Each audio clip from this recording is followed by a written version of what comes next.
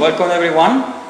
I'm going to try with speaking with my Latin accent English. I hope you understand.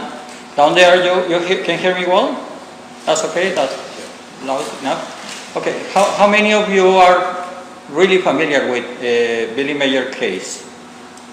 Okay. Somebody that knows little something about that? Okay. Because we are recording, I'm going to be for everybody, for the people that doesn't know too much and for the people that know a lot. And I'm going to use also some application in my cellular phone that help me to hear better, because sometimes you may be asking something and I cannot hear you very well. I have some reduction in my hearings. It's not a translator than the one that Billy used in once in a while. The translator for translating other languages. It's just a simple device. Okay, we're going to be talking today about the worldwide UFO controversy. It's something that has been happening since the Planetary came in 1970s and probably before that. Some people are really interested in the UFO phenomenon. Some of them have seen UFOs in the sky. Some people think there's life out there somewhere in the universe. But other people don't believe anything of that. In most of the cases, UFO cases, not only in Billy Meier cases, in all of the cases, it's happening in the same pattern. That the information about UFOs is not really convincing. There is always room for people saying, no, this is not true, maybe this is not real. Everybody is saying lies about that. It doesn't exist, life in the universe doesn't exist. That's very common. And it's very common in the UFO case of Billy Meier. Billy Meier is somebody that was born in Switzerland. He's a Swiss farmer. Since he was very young, at young age, 5 years old, he started to have contact with people from outer space. For some people, that story is quite fantastic, but once you see all the evidence, you know that this is true, that we have found. What I'm going to show you here is first-hand information. It's not something that I found in internet. I am telling you all of that. It's based on my own investigations. I've been studying the Billy case Meier for more than 7 years. I've been talking with him, and I have the opportunity to talk with other people that have seen UFOs in the skies. In some cases, they are really flying UFOs, I mean extraterrestrial flying discs, probably. In other cases, could be something else. So you have to be very skeptical about that, because everybody sees something on the sky and says, oh, these are the extraterrestrials that are trying to contact me, something like that. But it's not the truth. Okay, so you have to be very skeptical about that. So what is the UFO controversy?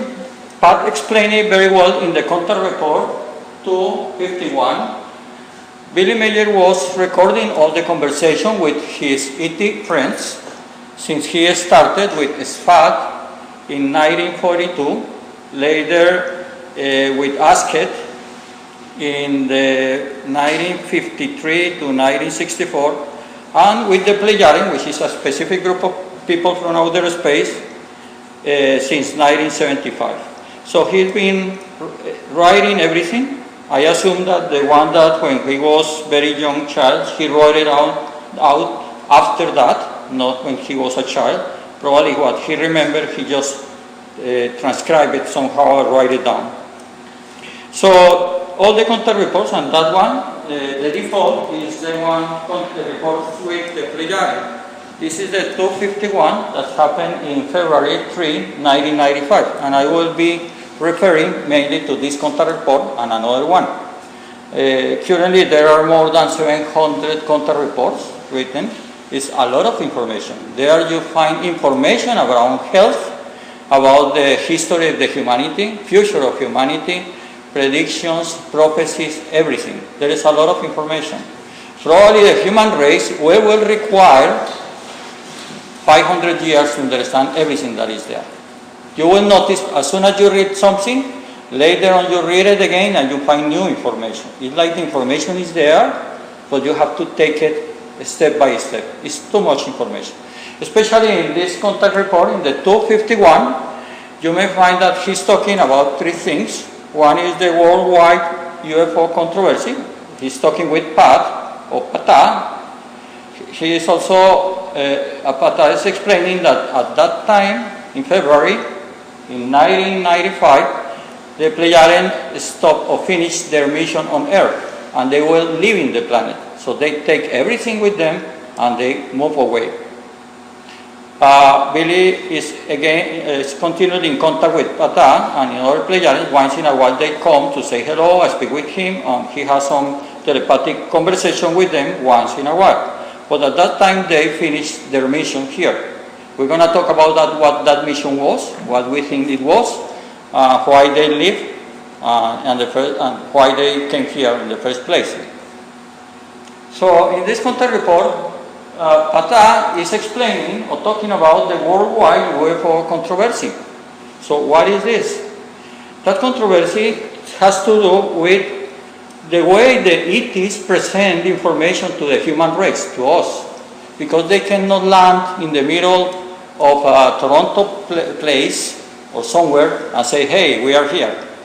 Half of the humanity will be crazy right now if they did it that way. Well, you know, maybe half of the humanity right now is crazy in this crazy world anyway, but probably everybody will be crazy, you know? So they cannot do that. They cannot do that. They cannot say, hey, here we are, especially because we are not ready to accept their existence and many truths that are related to our past and our future. So it takes time. So this is a transformation process. I'm going to explain why I'm here making this presentation. It's about my personal experience. I am an engineer. I am an amateur astronomer. I have been watching the sky for more than 30 years. I was the president of Amateur Astronomy Association in Colombia, South America, for a couple of years. And I built telescopes, and I how to build observatories. I know all the constellations in the sky. And I have seen the sky for many times, for a long time. Not watching UFOs. It was not my primary purpose, because I want to study astronomy, and my background is more technical and more logical than some kind of mystic background. So I am very skeptical, I am very scientific in my formation as an engineer. But I saw, or I have seen UFOs at least a couple of times. Something that I cannot explain is something made by the human beings, not even by a military type of device doing the funny movement, something that I cannot explain by any other ways.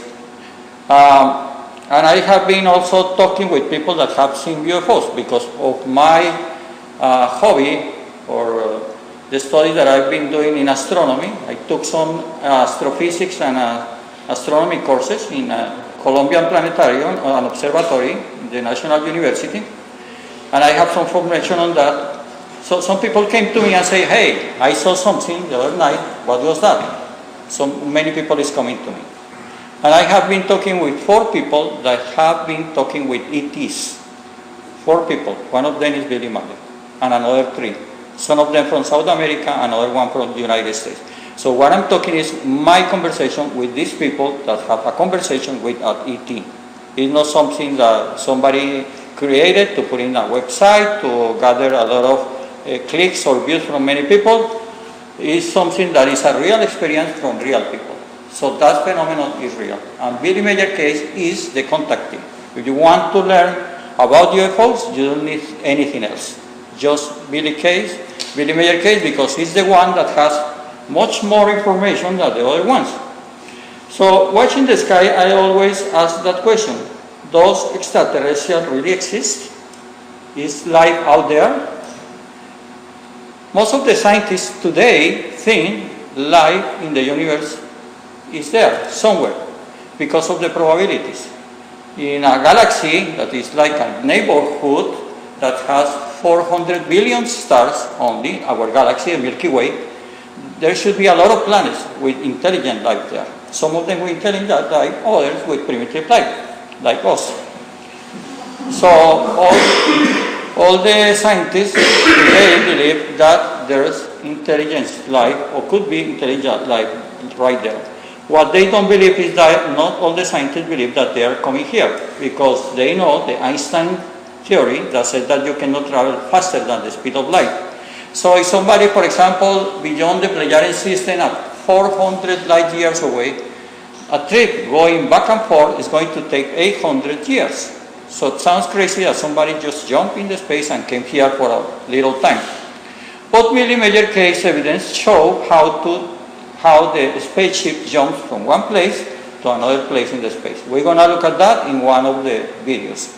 It's here, the UFO, and then it's here. So if you jump in the space, you are not traveling. So you are not violating Einstein law. Einstein law said you cannot travel faster than the speed of light. Okay, I am not traveling. I just jumping in the space, opening a door somehow. I don't know how, but I'm here, but then I'm there. I'm not traveling the distance, or I'm not violating Einstein laws. So that's possible, and this is why Billy Meier showed us. So is there life out there? In the past, probably 40, 30 years ago, if you ask that question, most of the people will say probably no, or probably yes. Right now, everybody knows or thinks that could be life out there. Unless you are one of those guys that think that the earth is flat, that we live under the dome, and the little bright spots are something on this dome, and life doesn't exist out there. It's just us in this flat earth. Like there's some people that believe that way. But most of the people, big majority, think that there is life there. Okay, how the life could grow in a planet? It has to be in a habitat zone. This is that area. Let me use the pointer that you gave it to me. So there is a habitat zone. That means that it's not too cold or too warm for having water in the liquid state. So life as us could be developed in that habitat zone. Currently, we know that there are around 3,000 planets in other stars. That has been discovered by the Kepler Space Telescope, which is like a big satellite far away from Earth, watching the sky, taking real-time information for a big area of the space, and looking for variation in the brightness of the stars. What happens if a star system has some planets that surround the planet and moving around that, and if that system, the plane of the orbital movement is, you see it from the edge, from here, from the space telescope, from that one. Once in a while, one of those planets crosses in front of the star. So there is a small reduction of the light from the star. So if the measuring device shows that the brightness of the star is this way, suddenly it goes down and then goes up again because cross in front of that. But that could be possible only on the small stars. The small stars like red dwarfs. Red dwarf stars are stars that are smaller than our sun, probably the size of Jupiter, a little bit bigger, but it's a star and it's red color because it's not too hot, doesn't have too much mass, so it doesn't produce too much energy. Okay, so the red dwarf stars has a very interesting characteristic is that because the star is very small, the solar system is also small. So the planets are not like the solar system that is far away, like the Earth that takes 1 year to do one circle around the sun. In this small star, the planets makes one loop in probably a few hours or a few days. So the probability to see that eclipse or that occultation, how they call it, that planet going in front of the star, is higher in that kind of star. So the information that we have about 3,000 planets is only in small stars, not a big one. The probability to have a solar system like ours, to see that transit of the planet in front of the stellar disk, is very low in a star like the sun and bigger stars. That means somebody out there is looking toward the sun with a similar telescope like this one, probably he will notice anything. No planets in the solar system. The sun has no planet because he cannot see it. because it takes a lot of time until one planet crosses. So with that information, currently astronomers are doing some statistics calculation, and they know that only in our Milky Way we can have around 1 or 2 billion planets based on that. And with that amount of planets, most of them should have, or some of them will be in the habitable zone, and some of them could have life. So, of course, there is life out there. It's very difficult to say no right now. If somebody say no, it could be considered somebody that's crazy. Hey, what are you saying? It's like if I am in Toronto, I get in my apartment, I close my window, I close the curtains, and I don't want to see anybody else, and I say I am the only living creature in this city. I am the only inhabitant in Toronto City. It's as crazy as that. We cannot say that, okay? Probably once in a while we open the window and we see a dog walking around and we say, oh, it is, they're very scared. Okay. Okay, so do ET exist? They are here? Why do you think this is happening? Why most of the people, when they say ET, they think that it's somebody like this, not like her? If you ask somebody come to you and say, hey, the other day I saw in a public park an extraterrestrial, most of the people will think, what's that? No, a normal guy like you and like me. So, but what I have found, talking with Billy Meier and the other 3 cases, the people they have seen are humans, like us. They are very similar to us. Probably are small differences, but they are humans. Why there are a lot of humans out there? Why we are humans too? So people say, no, it's a very strange coincidence that ETs are like us. Why? It's very clear, because they have been here before, and the human race is the combination of a lot of space travelers coming here, back and forth. Some of the people developed here, but some others were travelers from outer space, staying here and making colonies and forgetting about the past, living here and evolving in this planet. So that we are connected with them. So our genes has some commodity or some commonality with their extraterrestrial genes. But they are more advanced than us. They are probably 3,000, 5,000, many thousand years ahead of us.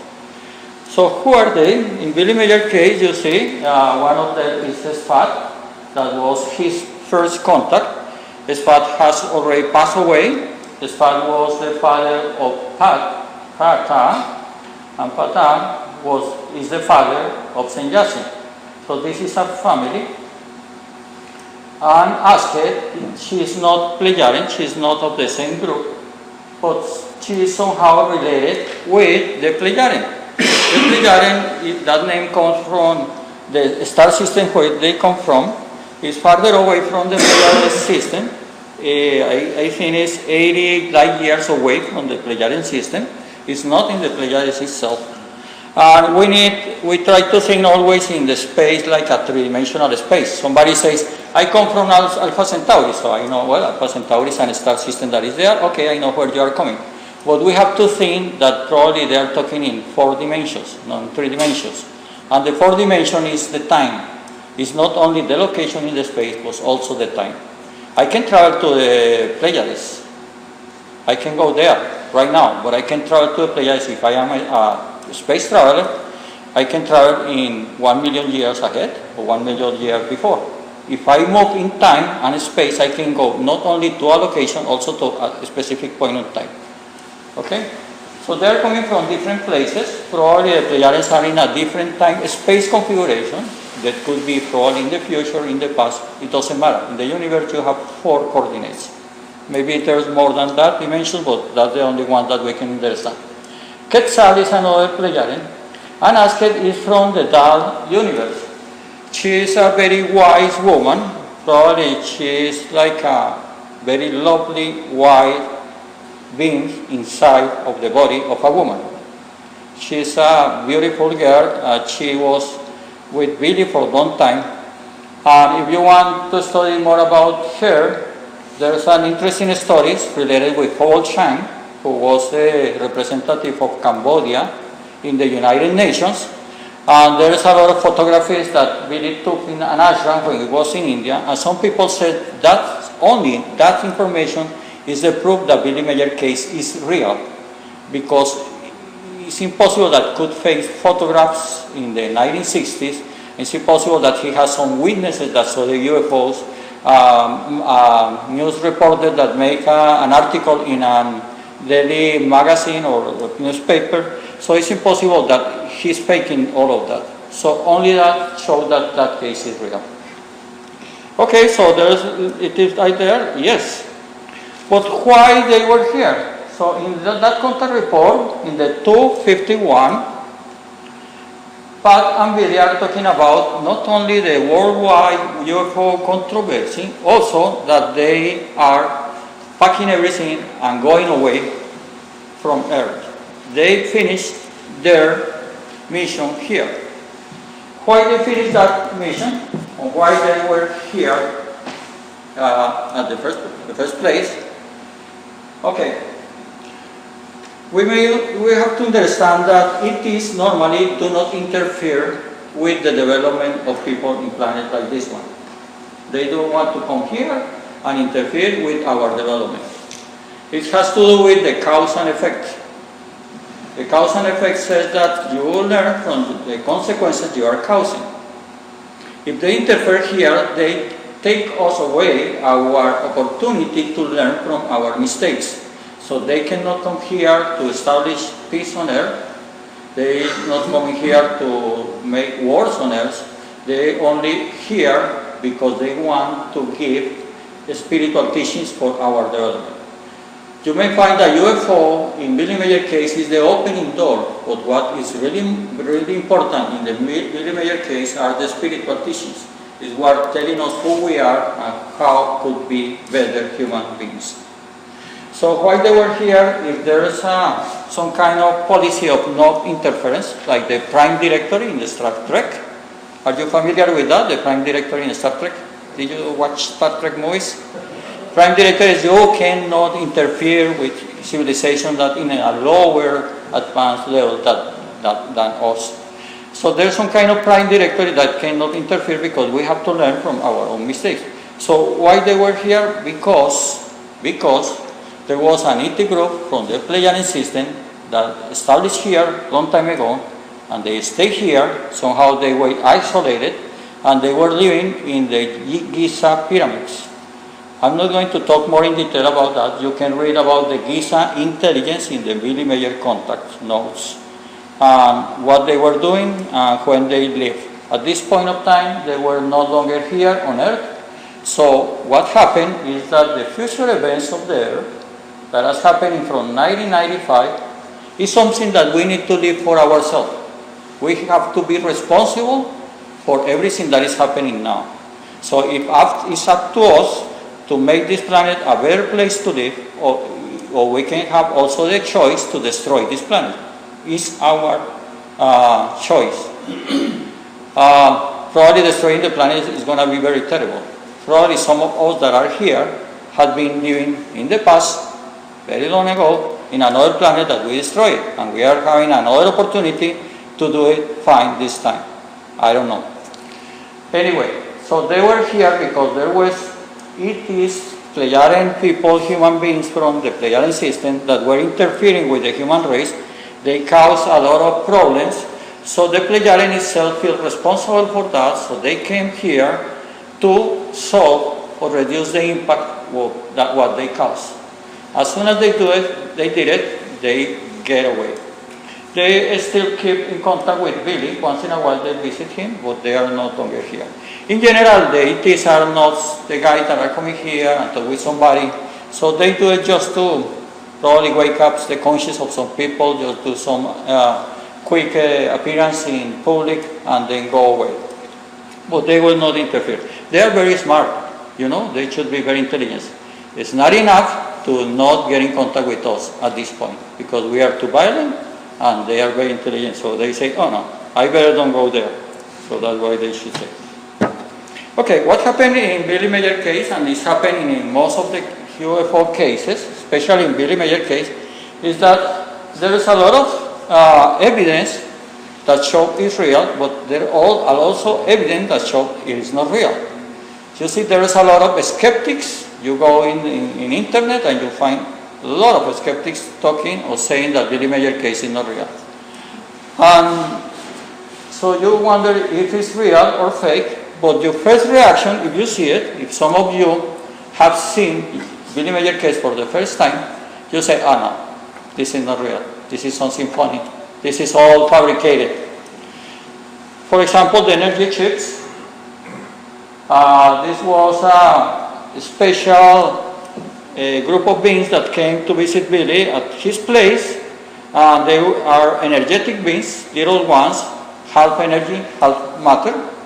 That they came together, they just joined together, and they, with their conscience, they create a spaceship that is made of energy, and they travel in space-time. It sounds crazy, right? You say, what? What? People that is half energy, and they join together, and they create a spaceship with their consciousness, and they travel everywhere. That was the space beings that came in these energy chips. Pata explained, Billy Meier, that the spaceships from ETs are three types. The first type are the metallic one, is technology, chips, technology, computer, so it's metallic, like this that you know, like the Pleiadian one. There is also the energy chips that is made of energy, so their chips are energy that move in space, and there's a third group that is from biological spaceship. So people that are very advanced and they know a lot about biology, they create some kind of trees and plants and everything, and they construct a spaceship made of that. It's very interesting to find somebody in Mexico that said that he was in contact with ETs, and he said that the spaceship looked like a tree. It has a lot of trees inside, so it's quite interesting and quite strange. So it's a confirmation of what Pata says. So in this case, it was an energy. But is real or not? Some people say it's a double exposure. Double exposure is that I take my camera and I take a picture of a lamp or something very bright, and in the same negative, I take a picture. So for example, I can do the ghost effect. I can a picture of you, click, and then put it in the same negative, and I take a picture of Michael, and I see both of you in the same place, but probably you will be transparent because your image will be merged with the image in the background. So it's a very easy, simple effect that we can do with a camera, but not with Billy Meier camera, because it was a very simple one. But some people say he did it, and the reason of that is that the size or the extremes or the borders of those spaceships are very similar to lamps or street lights that he has at his property. Oh, you see, very similar. That one is very similar to these street lights. Oh, what a coincidence. So people say, oh, this is a double exposure. Yeah, it is. Or for example, that, the pendulum UFO. Once you see it, you see a little model hanging from a cord. Somebody is putting here. So some people imagine Billy Meier with a fishing rod, just moving that little flying object, a little model, probably this size, and he was moving back and forth. So this is what many people believe at the first sight. Oh, this is all fake. This is somebody moving that. Or the wedding cake UFO, I call it the spheres UFO, is made with a lot of spheres that look like a Christmas tree balls putting on the top of a garbage can lid or food containers cover that Billy Meier himself has it in the St. Joseph Silver Star Center. He has it there. You go there and you find it. Billy Meier doesn't say, take away all of that. He keep it there and put it in a place that you see it. It's very curious, but he has it. And are very similar to the base of the wedding cake UFO. So some people say, no, that's something that Billy Meier fabricated, took pictures of that. And also, there's a lot of some skeptics that have made models of that using the cover of the trash can lids, put some Christmas balls, and do an object that is very, very, very similar to this one. So they say, if I can do it, Billy Meier do it. But think about something. I can make a model of the Concorde, you know the Concorde airplane? Is everybody familiar with the Concorde airplane? The one that was built in France.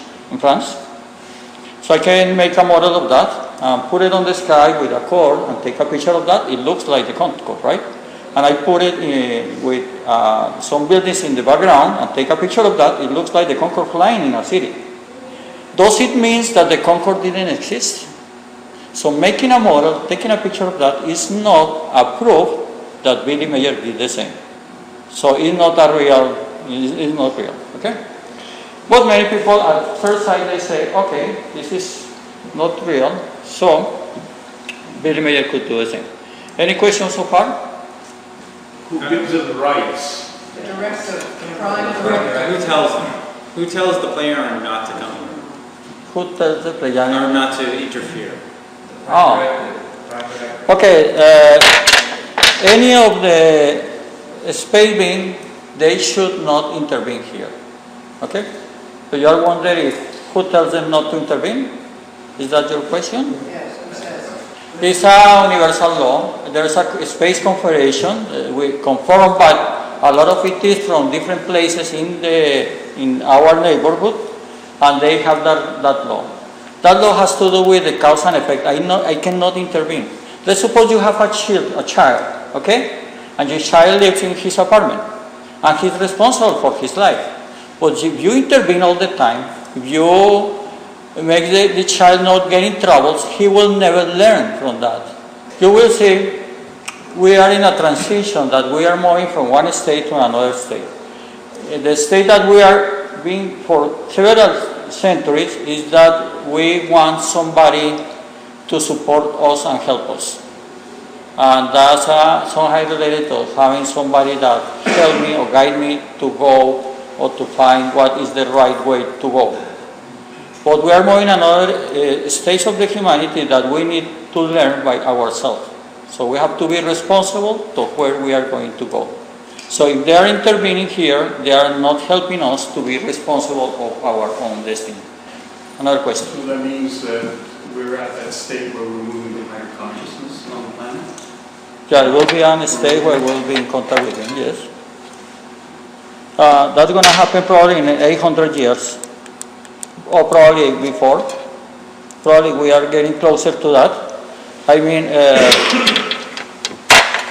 once we are ready to accept the existence of people out there and that we are responsible for our own destiny, they could come here. And if we are not very aggressive. Right now we are living a humanity that is very scared about everything. In the future we're going to call this time of the human evolution the terror age. Because we are, not because of the terrorism, because that we are terrified or scared about everything.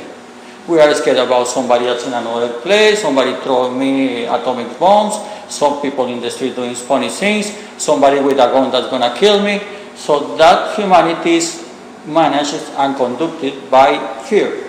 Because once you have somebody that is feel fears, that person is vulnerable and you can sell many things and you can take advantage of that person. So this is the age of terror. We're going to be moving into another age where we are not feeling fear or anything because we recognize ourselves as a spirit that never died. So what's going to happen to me? Okay, it's a human experience. Something could happen here right now. But later on, I could be evolving in another state. So why I should be scared about something? So we'll be moving there. Okay. So because of all that, or seeing that information, or all about Billy Meier information that at the first sight looks that is not real, some people reach a simplistic conclusion. If it looks fake, it must be fake. It doesn't look real, so it's not real.